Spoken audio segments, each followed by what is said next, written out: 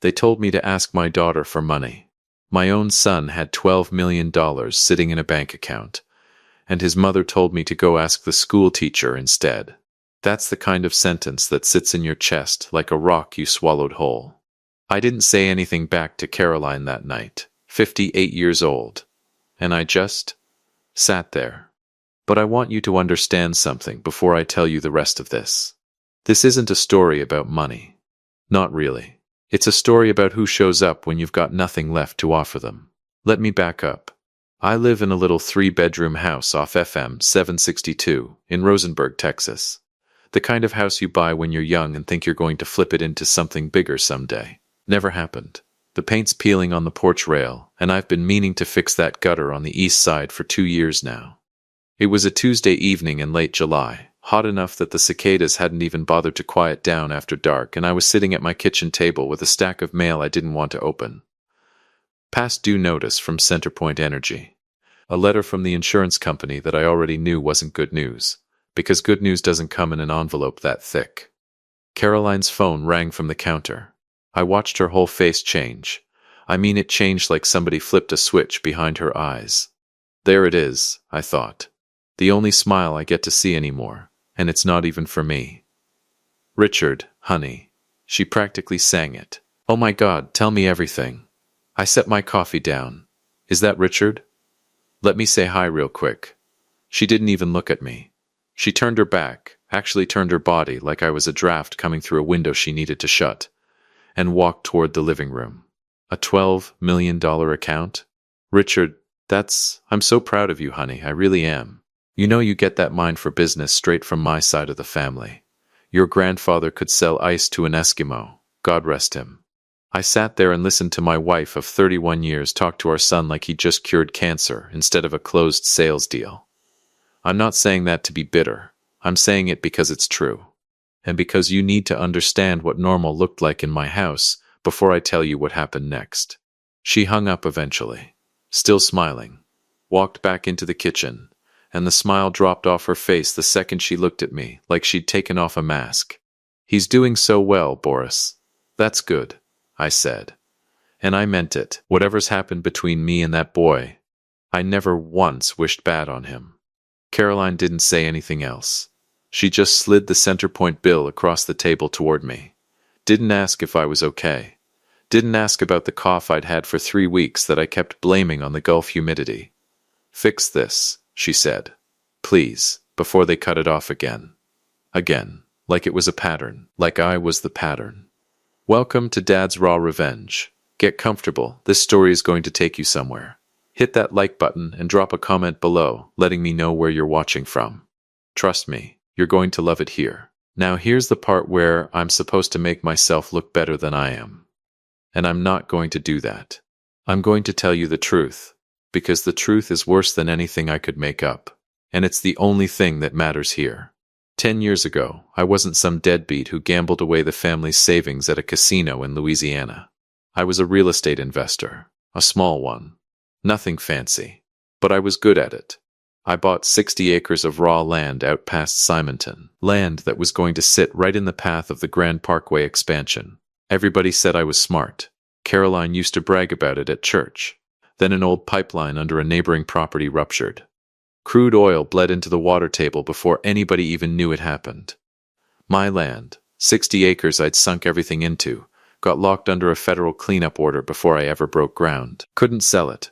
Couldn't build on it. Couldn't do a damn thing with it, except pay the property taxes and watch my credit score circle the drain. Banks pulled my lines of credit. My business partner walked. And Caroline never once asked me if I was okay. She asked me how I was going to fix it.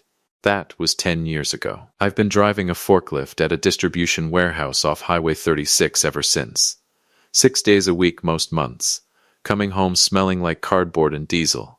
And somewhere in there my son turned 21 and decided his whole young adult life had been ruined because his daddy couldn't afford his junior year spring break trip to Destin. He's never forgiven me for that. Not once. Not even after I explained what happened. In his mind, I gambled, and I lost, and he paid for it. Maybe he needed a villain, I used to think. And I was standing right there. My daughter's different. Melissa's 26, teaches 4th grade, over at a school in Katy, about a 20-minute drive from here. She was 16 when the oil spill happened, old enough to remember the house we used to have, young enough that she watched me rebuild something out of nothing, instead of just mourning what we lost. She came by 2 nights after that phone call with Richard, carrying a foil pan of chicken and rice, my favorite, the way my own mother used to make it, heavy on the cumin. And she didn't say a word about money, or bills, or Richard's $12 million. She just set the pan down, kissed the top of my head, and said, "You still coughing like that, old man? It's just allergies, baby. Uh-huh." She didn't believe me. She never did. "You're seeing Dr. Ferris Thursday. Don't argue with me." I didn't argue. Wasn't much point arguing with Melissa. She'd inherited her stubbornness from somewhere, and I had a suspicion it was me. Dr. Ferris wasn't smiling when he came back into that exam room. "Boris, I'm not going to sugarcoat this." He set the folder down like it weighed 40 pounds. "The mass on your lung, it's operable. That's the good news. But it needs to come out soon. Weeks, not months." There it is, I thought. The other shoe. "Okay," I said, because what else do you say? "So we schedule it." That's when the woman from billing came in. Nice enough lady, name of Becky. Looked about as uncomfortable as a person can look, and told me my insurance had a gap in coverage for the specific procedure Dr. Ferris wanted to use. Out of pocket, before they'd even put me on the schedule, $3,500. "I can look into a payment plan," Becky said, "but the surgical team needs the deposit before they'll book the operating room. Hospital policy, $3,500. You want to know something funny? I used to make more than that in a single week. Back before the spill. Now I sat in my truck in that parking lot, a '09 Silverado, the act barely holding, and I did the math about 6 different ways, and every single time it came out the same. I didn't have it. My credit was still garbage from the land debt. No bank in Fort Bend County was going to touch me. $3,500, I thought, and I've got a son with $12 million sitting in an account somewhere. I told myself I wouldn't call him. I told myself that for 2 full days. Then I called him anyway. Because that's what a father does. You swallow your pride, and you call your son, and you hope, God you hope, that he's still in there somewhere. He picked up on the 4th ring, and I could hear it right away. Glasses clinking, somebody laughing loud, a woman's voice saying something about a bottle of Macallan. "Dad? Hey, can this wait? We're at Perry's, celebrating the Hendricks account. Richard, I need to talk to you about something serious." "Yeah, okay, give me a sec." Muffled sound, like he'd covered the phone. Then, "All right. Go," I told him. All of it. The mass, the surgery, the gap in coverage, the $3,500 I needed by the end of the week or they wouldn't schedule me. There was a pause. A long one. Long enough that for one stupid second, I thought, maybe, Dad. His voice went flat. Cold. "I just spent 10 years digging myself out of the hole your bad investments put this family in. You know how hard I worked to get where I am? And now you want me to throw my commission back into what? More of your bad planning? Richard, this isn't about the land. This is surgery. You brought this on yourself, Dad. You always do. Ask the hospital for a payment plan." That's what their 4-day pause. And then, quieter, meaner. "I've got a reputation to protect now. Dad, I can't keep carrying your dead weight." The line went dead. Just like that. My son hung up on me while I was sitting in a hospital parking lot with a death sentence in my chest, so he could get back to his scotch. I called Caroline next. Told her everything. Asked if she could talk to him, maybe soften him up. "Don't you dare ruin this for him," she snapped. "He worked hard to get away from all this, from your mess. Emma's got a stable job, doesn't she? Go ask her." Emma. She meant Melissa. After all this years, and she still called our daughter by the wrong name, when she was too busy being angry to think straight. I hung up. Sat in my truck in that parking lot for a long, long time. Didn't cry. I was past crying by then. Just sat there thinking about how a man could work his whole life to give his family everything, and end up alone in a Silverado, outside a hospital, doing math that never came out right. I met Melissa at a little diner off Highway 90 2 days later. The kind of place with vinyl booths and a waitress who calls everybody hun. I hadn't planned on telling her. I really hadn't. I was going to smile and eat my catfish and let her think everything was fine. She knew before I said a word. She always knew. Dad, she set her fork down. What's wrong? Tell me right now. So I told her, and I want you to understand. I was ashamed. Ashamed to even be sitting across from my 26-year-old daughter, a schoolteacher who couldn't have more than a few $1,000s to her name, about to ask her for money her own brother had turned down without blinking. I didn't even get the words out. Didn't even finish the sentence. Melissa reached into her bag and set an envelope on the table. Then she turned her phone around so I could see the screen. A notification from a payday loan company. Approved. $1,500. Dad, stop talking. Her eyes were wet, but her voice wasn't shaking at all. There's $2,000 cash in there. I sold the Civic this morning. Melissa, my throat closed up. You sold your car? Cars can be replaced, Dad. She reached across the table and grabbed my hand. Hard. The way you grab something you're not going to let go of. You can't. I'm taking the bus to school for a while. It's fine. I probably need the exercise anyway. I sat in that booth and wept in front of a waitress named Grace and half the lunch crowd at a diner off Highway 90, and my daughter. The one who didn't have $12 million, the one nobody ever bragged about on the phone, held my hand across a Formica table and told me I was going to be okay. She's the only one who ever saw me, I thought. The only one who ever really saw me at all. I had no idea, sitting in that diner, just how much that moment was about to matter. I had no idea what was still sitting out there on 60 acres of dead land past Simonton, waiting on me. But that's the next part of the story. Stay with me. A letter showed up at my daughter's apartment while I was still healing from surgery I almost couldn't afford, and it was worth more than every dollar my son ever refused to give me. I want you to sit with that for a second. Because I did. I sat with it for 3 days before I told a single living soul. But let's not get ahead of ourselves. Let me take you back to the morning of the surgery first, because you need to understand what it cost me to get to that letter. They wheeled me into pre-op at 6 in the morning on a Thursday in early August, and the last thing I remember before the anesthesia took me under was Melissa's face. Right up close to mine, her hand squeezing my fingers. "You're gonna be fine, old man," she said. "I already told the nurses you're stubborn as a mule. They said that's good. Stubborn people heal faster." Where'd she learn to be this brave, I thought. 26 years old, and steadier than I've ever been in my life. Then the lights went out. I woke up 11 hours later with a tube down my throat and a pain in my chest, like somebody'd parked a truck on it. Dr. Ferris came by that evening, still in his scrubs, and I remember him leaning down close so I could hear him over the monitor beeping. "We got it all, Boris. Clean margins. You did good." I didn't cry. I didn't have the energy to cry. I just laid there and thought about Melissa's car sitting on some dealer's lot with a different family's name on the title now. And I thought, she bought me this. Not the hospital. Not the insurance company. My daughter bought me this with a $1,500 loan and a car she needed to get to work. I'm going to make this right, I told myself, however long it takes. I don't care if I'm 50, 80 years old. I'm going to make this right. I had no idea how soon that promise was going to come due. I spent the next 2 weeks recovering on Melissa's pull-out couch.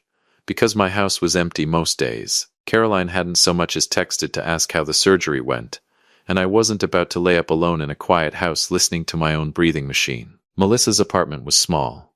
1 bedroom, off Grand Parkway near her school, the kind of place where you can hear your upstairs neighbor's television through the ceiling. She'd taped her bus schedule to the refrigerator with a Katieist magnet, right next to a photo of the two of us from some 4th of July picnic years back. I looked at that bus schedule every single morning. Every single one. She's out there waiting on a city bus at 6:40 in the morning, I thought, because she sold her car for me. And Richard's driving some leased Audi to a steakhouse to celebrate a bonus he'll blow through in 6 months. That thought sat in my chest heavier than the surgical scar. She'd come home from school every afternoon, still in her teacher clothes, smelling like dry erase markers and cafeteria pizza, and she'd check my incision, heat up something simple for dinner. She wasn't much of a cook, my Melissa, but she tried. and she'd sit with me and watch whatever cop show was on, and never once, not one single time did she complain. Never once did she bring up the car. Never once did she ask when I was going to pay her back. That's the difference, I thought, watching her fall asleep sitting up on a kitchen chair one night, still in her work clothes. Richard gives because he wants credit. Melissa gives because she doesn't even think about it as giving. It's just love to her. Plain and simple.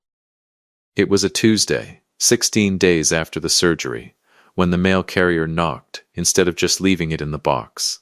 Melissa was at school. I answered the door in my robe, still moving slow, still tender across the ribs. Got something certified here, the carrier said. Need a signature. 2 letters, actually. One from an outfit I didn't recognize at first, Cornerstone Gulf Development, and one with a return address I knew instantly, because I'd been getting mail from them for 10 straight years. United States Environmental Protection Agency. Here we go, I thought. Another update. Another 6 months of nothing. Another form letter telling me the cleanup's still ongoing. Don't touch the property. Don't build. Don't sell. Don't breathe near it. I almost didn't open it right there. I almost just set it on the counter and went back to the couch. But something made me sit down at Melissa's little kitchen table and tear it open right then. I read it twice. Then a third time, slower, because I didn't trust my own eyes. Remediation status. Complete. Site released from federal oversight effective July 14. Complete. 10 years. 10 years of property taxes on land I couldn't touch. 10 years of my credit sitting in the gutter. 10 years of my own wife looking at me like I was a stain on the family, and it was sitting right there in black and white. Done, released, clean. I set that letter down on the table like it might go off if I moved too fast. Then I opened the second one. Cornerstone Gulf Development. Turned out, while my land had been sitting locked up under a federal order. The Grand Parkway expansion I'd bet everything on 10 years ago had finally happened, right past my property line. 60 acres that used to be worthless swampland with an oil stain under it were now sitting less than a half-mile from a brand-new interchange, zoned commercial, surrounded by exactly the kind of growth I'd predicted a decade too early. The letter was an offer. A real one. Signed, with numbers behind it, not some lowball feeler. $15 million. Cash, 30-day close. I read that number probably 20 times. I want to tell you, I whooped and hollered and ran around that little apartment like a crazy man. I didn't. I sat very, very still.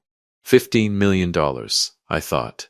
And 3 weeks ago I was crying in a diner because I couldn't come up with $3,500. I looked up, and my eyes landed right back on that bus schedule, on the fridge. Katie Ist magnet. My daughter's handwriting in the corner. Art 4 640M. Because she'd had to memorize a whole new commute at 26 years old to save her father's life. She's out there right now, I thought, standing at a bus stop in this Texas heat, and I'm sitting here holding $15 million. That's the moment something in me went quiet and cold and very, very clear. I didn't call Caroline. I didn't call Richard. I want you to remember that, because it matters for what comes later. I never hid this money from anybody. I just didn't see one single reason to tell people who'd already told me, in their own words, that my problems weren't their problems. Why would I call them, I thought, when 3 weeks ago they made it real clear whose problem I was. I picked up my phone and called somebody else instead. Larry Foster, the voice on the other end said. Larry handled my business affairs back before the spill, one of the only professionals who stuck around after everything fell apart. Mostly because I still paid him what little I could, on time, every single time. Larry, it's Boris. Boris. Good Lord, how you feeling? Melissa said the surgery went. Larry, I need you to look at some paperwork for me. Today, if you can. Something in my voice must have told him this wasn't a check-in call. What's going on? I told him. All of it. The EPA release, the Cornerstone offer, the number. There was a long pause on the line, long enough I thought the call dropped. 15 million, he finally said. Boris, that changes everything. I know it does. I looked at that bus schedule one more time. That's exactly why I need you to pull something else for me first, before we do anything with this offer. You remember a document Caroline had you draw up? About 5 years back? Larry went quiet again. The property and liability separation. The one Richard pushed for. That's the one. I remember it real well, Boris. I told Caroline at the time I didn't love the idea. But she was insistent, and it was her legal right to protect herself, given the debt situation. He paused. You want me to pull the original? I want you to pull it, and I want you to tell me exactly what it says. Word for word. Don't leave nothing out. Because if I remember that document right, I thought, Caroline didn't just protect herself from my failures. She signed away every single claim to whatever came next, good or bad. Larry called me back 2 hours later, and I could hear papers shuffling on his end. Boris, I'm going to read you the operative language here. Caroline Hunt hereby waives, releases, and forever discharges any and all present or future marital claim, interest, or right, legal or equitable, in and to the real property located in Fort Bend County, described herein, including any proceeds, appreciation, or value realized therefrom, regardless of cause. Regardless of cause. Larry, I said, real slow, does that partition and exchange agreement mean what I think it means? It means exactly what we drew up, Boris. 5 years ago, she wanted the family house and her retirement protected, so she partitioned the estate. She took the house as her sole separate property, and she forced you to take 100% ownership of that debt-ridden land as your sole separate property. It was legally binding the day it was notarized. Whatever happens to that land now, good, bad, or a $15 million buyout, she signed away every single legal claim to it. Richard was the one who pushed her to do it. Wasn't he? He was the one who set the meeting up. I almost laughed, except nothing about it felt funny. Told his mother it was smart. Told her it'd protect her credit if the land ever got seized for my debts. Well, Larry exhaled slow into the phone. Son of a gun sure was smart, all right. Just not in the direction he thought he was being smart. I sat there at Melissa's kitchen table with the afternoon sun coming through those thin apartment blinds, and for the first time in 10 years, I felt something in my chest that wasn't shame and wasn't grief. It was clarity. Larry, I want to move on the cornerstone offer. Quiet. I don't want a single soul outside this call knowing about it till it's done. Not even Caroline? Not even Richard? Especially not Caroline and Richard. I looked over at Melissa's bus schedule one more time. You draw up whatever needs drawing up. I want the sale closed, and I want a trust set up right alongside it. Irrevocable, in Melissa's name. Larry didn't say anything for a second. All of it, Boris? The whole 15 million? Every dime, after my debts get paid off. My voice didn't shake, not even a little, and that surprised me more than anything else that day. She sold her car for me, Larry. She took out a payday loan at some ungodly interest rate so I could have surgery. She's been riding a city bus at 6:40 in the morning for 2 weeks straight, so I'd have a place to heal. I stopped. Had to. My throat had gone tight. Meanwhile, my son told me to ask the hospital for a payment plan, and my wife told me not to ruin his big celebration. So no, I'm not splitting this 3 ways for the sake of looking fair. Fair already happened. Fair happened in a diner off Highway 90 3 weeks ago, and only one of my children showed up for it. I hear you, Boris. I'll have the paperwork ready by Friday. One more thing, Larry. Yeah? Don't put my name on the deed for the house I'm going to buy her. Either. Trust owns it outright. I don't want there to be one single piece of this that anybody can argue about later. I want it airtight. You understand me? Airtight, Larry said. I understand completely. I hung up the phone and sat there a long while in that quiet apartment, listening to the hum of the window unit, looking at that little bus schedule stuck to the fridge with a school magnet. They're going to find out eventually, I thought. And when they do, they're not going to come here asking how I'm feeling. They're going to come here asking about money. That's just who they are now. Maybe who they've always been. I wasn't wrong about that. I want you to hold on to that thought, because it's exactly what happened, but not the way I expected, and not for the reason I expected. See, I thought Richard and Caroline would show up, because they'd heard about the land. They didn't know a thing about the land yet when they showed up at Melissa's door 8 days later. They showed up because Richard was drowning in a mess of his own making, And he needed money so bad he was willing to walk right into the one place he'd sworn he'd never have to set foot in, his broke, embarrassing father's temporary bedroom on his sister's pull-out couch. He had no idea what he was about to find waiting for him there. Neither did Caroline. But I did. I'd had 8 days to get ready for it. If you have been listening for a while, drop your thoughts in the comments, hit the like button while you're at it, and be sure you're subscribed. My son walked into my daughter's apartment ready to threaten me with divorce lawyers and frozen bank accounts. He had no idea I was the one holding a document that had already frozen him out 5 years before he ever showed up. 8 days. That's how long I had between hanging up with Larry and hearing that first hard knock on Melissa's door. 8 days to get my paperwork in order, sign what needed signing, and sit with the strangest feeling I'd had in a decade. Patience. That didn't hurt. I want to tell you I spent those 8 days plotting some grand speech. I didn't. Mostly I just healed. Walked a little farther every morning. Sat on Melissa's little balcony in the evenings and watched the sun go down over the parking lot, thinking about 60 acres of land that had finally, after 10 years, stopped punishing me.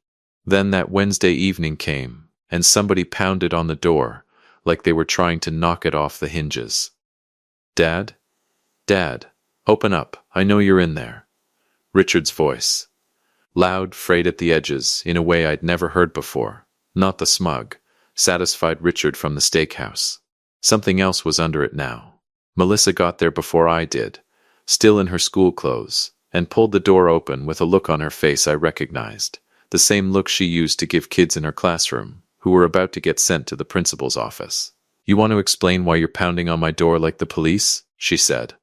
Richard pushed past her without answering, Caroline right behind him. And I want you to picture this, my son, 31 years old, in a wrinkled dress shirt with his tie already loosened, sweat on his collar even though the act was running, my wife behind him, arms crossed, face set hard. Neither one of them looked at me and asked how I was healing. Not one word about the surgery, not one word about the scar still tender under my shirt.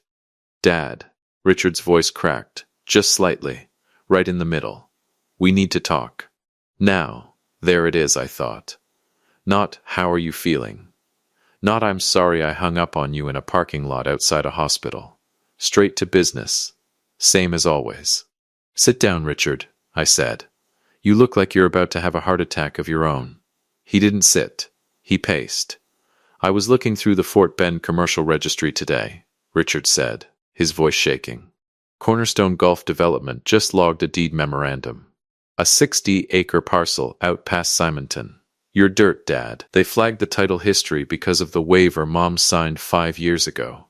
$15 million cash. You sold it, didn't you?" Caroline's mouth actually fell open. 15, Boris. Is that true? So that's how they found out, I thought. Not from me. From a commercial registry. That's almost funny, in a sick sort of way. "It's true," I said, calm as I could manage. "Closed 9 days ago." 9 days? Richard's voice climbed. "You've had this for 9 days and you didn't call me? Your own son?" I looked at him for a long moment before I answered. "Last time I called you, Richard, you were at Perry's celebrating a commission while I was sitting in a hospital parking lot trying to figure out how I was going to pay for surgery. You told me it wasn't your problem. So no, I didn't feel the need to call you the second something good happened. Either that should have been the moment he softened. It wasn't. You hid this from us." Richard's finger came up, jabbing toward me like he thought that would make his words truer. "You knew the cleanup was finishing. You knew that land was about to be worth something. You made us live like we were broke this whole time. Mom drove a 10-year-old Camry, Dad, a 10-year-old Camry, while you sat on a fortune. Just so you could hand it all to your favorite kid the second it paid off. He actually believes that, I thought. He's rewriting the whole thing in real time, right in front of me, and he believes every word coming out of his own mouth." "Richard," my voice came out quieter than his, which somehow made the room go quieter too. "I didn't know that land was worth a dime until 16 days ago. I found out sitting on your sister's pull-out couch, recovering from surgery she paid for." "You want to talk about hiding things?" "I didn't hide a fortune from this family. I hid the fact that I was scared. For 10 straight years, because every time I tried to talk about it, your mother told me to fix the bill, and you told me I ruined your 20s. Caroline stepped in then, arms still crossed. Chin up. Don't you dare stand there and act like the victim, Boris. I stood by you for 31 years while you dragged this family through the mud with your real estate disasters. That money belongs to this family. You are being vindictive. You're being cruel. You're being stingy. Richard finished for her. You're being stingy, Dad. And it's disgusting. Stingy. I almost laughed out loud at that one. A man who refused his father $3,500 for cancer surgery, calling his father stingy over $15 million. We're not asking anymore, Richard said. And here's where his voice really changed. Dropped low, mean, the voice of a man who thought he was about to win. Mom's filing for divorce tomorrow morning. Irreconcilable differences, financial abandonment, the works. My lawyer's already drafting a motion to freeze every account connected to that sale until the courts sort out an equitable division. You hid marital assets, Dad. That's not a gray area. That's fraud. He slammed his hand flat on Melissa's kitchen table, the same table where, weeks earlier, she'd slid an envelope of cash across to me without a second thought. You're going to be tied up in litigation, so long you won't have a cent left by the time we're done. My lawyers will bury you. Melissa's face, I thought, glancing at her. That's my daughter's kitchen table. And he just slammed his fist on it like he owns the place. I looked at Richard for a long moment. Then Caroline. Then I stood up, slow, careful, still tender across the ribs, and reached into my jacket pocket. You want to talk about lawyers, Richard? I said. Let's talk about lawyers. I pulled out 2 folded documents, slid the first one across the table to Caroline. You remember this, Caroline? She looked down at it, and I watched the color start draining out of her face before she'd even finished the first paragraph. 5 years ago, I said, you and Richard sat me down at my own kitchen table. You were scared, genuinely scared that the bank was going to come after your assets because of my land debt. Richard's idea, by the way. His brilliant idea. He told you it was smart. Told you it would protect your credit if the debt ever caught up with the property. I tapped the paper. So you signed this. You had your lawyer draft a partition and exchange agreement. You took the house and your accounts as your sole separate property, and you legally forced me to take 100% of the land and all its liabilities as my sole separate property. Read it again, I said, gentle as I could manage, because there wasn't a drop of satisfaction in me watching her hands start to tremble. It doesn't say debt. It says regardless of cause. You didn't just protect yourself from my failure, Caroline, under Texas law. You converted that land into my separate property. You signed away any future claim to its value, regardless of cause, just to keep your hands clean of my debt. Your own lawyer explained it to you, and Richard signed as a witness. Richard's face had gone pale too, but he still wasn't done. Never was, that boy. That doesn't matter, he snapped. I'll still take you to court. On what grounds, Richard? I slid the second document across to him. Take a look at this before you finish that sentence. He looked down. It was a bank statement. Melissa's bank statement. $12, I said.